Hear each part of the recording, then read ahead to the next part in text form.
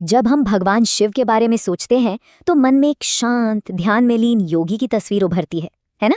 लेकिन उनका एक और भी स्वरूप है, एक भयंकर, शक्तिशाली रक्षक का। तो आज हम शिव के इसी शक्तिशाली रूप यानी उनके रुद्र अवतारों के रहस्य को और गहराई से समझेंगे।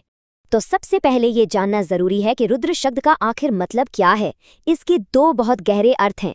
पहला है दुखों को नष्ट करने वाला और दूसरा भयानक गर्जना करने वाला। ये दोनों ही मतलब शिव के उस रूप को दिखाते हैं जो अधर्म का नाश करके ब्रह्मांड में फिर से संतुलन कायम करता है। शिव पुराण में बताया गया है कि जब भी दुनिया पर कोई बहुत बड़ा संकट आया या जब जब धर्म को फिर से स्थापित करने की जरूरत पड़ी तो महादेव ने अपने ही एक अंश से एक रुद्र अवतार को प्रकट किया। असल में यही वो शक्ति है जो पूरे ब्रह्मांड का संतुलन बनाए रखती है। चलिए अब पुराणों में बताए गए उन 11 मुख्य रुद्रों के रहस्य को समझते हैं। ये 11 रुद्र कोई और नहीं बल्कि शिव की इच्छा और शक्ति के ही अलग अलग पहलू हैं जिन्हें धर्म की रक्षा के लिए ही प्रकट किया गया था। पुराणों में इन 11 रुद्रों का जिक्र मिलता है, जैसे कपाली, पिंगल और भीम। हर एक रुद्र शिव की शक्ति के एक खास पहलू को दर्शाता है। लेकिन इन सब में जो एक नाम सबसे ज्यादा प्रसिद्ध है, जिन्हें शिव का सबसे पूर्ण अवतार माना जाता है, वो है हनुमान। तो अब हमारा पूरा ध्यान रहेगा हनुमान जी पर, जिन्हें शिव का पूर्ण अवतार कहा जाता है। आखिर ऐसा क्यों है, उन्हें दर्जा क्यों मिला? ये कहानी है शक्ति और भक्ति के एक अद्भुत संगम की। तो सवाल यही उठता है ना, कि इन 11 रुद्रों में से हनुमान जी को ही सबसे पूर्ण अवतार क्यों माना जाता है? इसका जवाब छिपा है उनके अवतार लेने के पीछे के दिव्य उद्देश्य में। इसके पीछे का मुख्य कारण ये था कि जब भगवान विष्णु ने धरती पर राम के रूप में अवतार लिया तो महादेव ने अपने आराध्य की सेवा करने की इच्छा जाहिर की। उन्होंने अपने ही भक्त रावण को सही मार्ग दिखाने और भगवान राम की सहायता करने के लिए हनुमान का रूप धारण किया। हनुमान जी के जन्म की कथा भी उनके दिव्य स्वरूप को ही दिखाती है। हुआ ये कि सबसे पहले माता अंजनी ने पुत्र पाने के लिए महादेव की बहुत कठोर तपस्या की।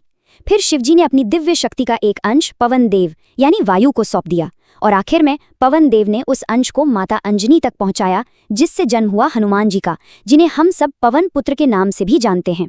हनुमान जी के चरित्र में ना शिव के गुण बिल्कुल साफ झलकते हैं। जहां शिव परम योगी हैं तो वहीं हनुमान जी बाल ब्रह्मचारी हैं। जैसे शिव की शक्ति अनंत है, वैसे ही हनुमान जी अतुलित बल के स्वामी हैं। और जब हनुमान जी ने लंका दहन के वक्त अपना विकराल रूप दिखाया था तो वो साक्षात शिव के प्रलयंकारी रूप जैसा ही तो था। हनुमान जी की भक्ति की महानता का अंदाजा बस इस एक चौपाई से लगाया जा सकता है, राम न सकहि नाम गुण गाए। इसका मतलब है कि स्वयं भगवान राम भी हनुमान के गुणों का पूरी तरह से वर्णन नहीं कर सकते। ये भक्ति का वो शिखर है जहां भगवान अपने भक्त की महानता से अभिभूत हो जाते हैं। हनुमान जी के अलावा भी शिव ने ब्रह्मांड में अन्याय को मिटाने के लिए कई और रुद्र अवतार लिए और हर अवतार का एक खास मकसद था। चलिए उनमें से कुछ प्रमुख अवतारों पर एक नजर डालते हैं। जैसे कि वीरभद्र, जो शिव के भयंकर क्रोध से जन्मे थे, राजा दक्ष के अहंकार को तोड़ने के लिए। या फिर भैरव, जो शिव का दंड देने वाला रूप है और काशी के कोतवाल कहलाते हैं। और हाँ, पिपलाद, उन्होंने तो शनिदेव को दंडित किया था और आज भी उनकी पूजा शनि दोष से मुक्ति पाने के लिए की जाती है। तो इन सभी रुद्र अवतारों से हमें एक बहुत जरूरी बात सीखने को मिलती है, वो ये कि शांति और करुणा यानी शिव का सौम्य रूप जितना जरूरी है, उतना ही जरूरी है अधर्म के खिलाफ लड़ने का साहस और शक्ति यानी रुद्र का रूप। धर्म की स्थापना के लिए इन दोनों का संतुलन बहुत जरूरी है। और ये विचार हमें एक बहुत ही शक्तिशाली निष्कर्ष पर लेकर आता है। शांति और शक्ति का ये संतुलन, शिव का ये रुद्र सिद्धांत आज भी हनुमान जी के रूप में जीवित है। एक चिरंजीवी होने के नाते यानी अमर होने के नाते वो आज भी इस धरती पर मौजूद शिव की उस रुद्र ऊर्जा का जीता जागता प्रतीक है जो हमेशा भक्तों की रक्षा करती है। अगर आपको ये जानकारी पसंद आई तो वीडियो को लाइक करें, शेयर करें और चैनल को सब्सक्राइब करना ना भूलें।